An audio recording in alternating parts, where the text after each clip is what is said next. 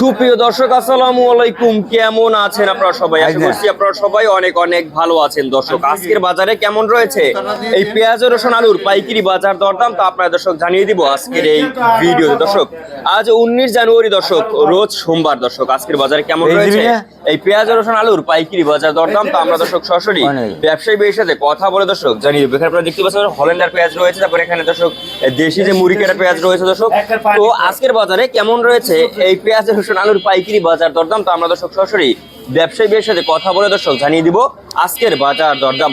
আসসালামু আলাইকুম। ওয়ালাইকুম আসসালাম। কেমন আছেন কাকা? ভালো।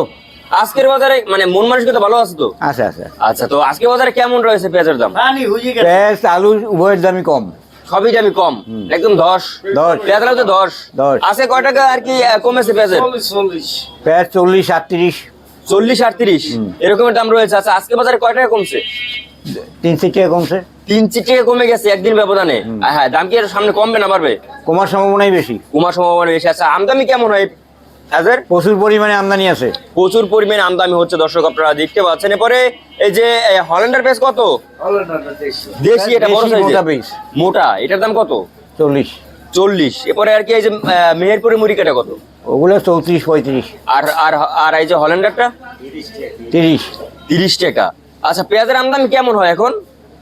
পেঁয়াজের আমদানি আছে অনেক। আমদানি অনেক হয়। আচ্ছা, পরে আলুর বাজারে কি অবস্থা? আলু পুরো 10। আলুর পুরো 10? হ্যাঁ, আজকের বাজারে কমছে না বাড়ছে আলুর দাম? আলুর দাম কমছে। কয় টাকা কমছে আজকে?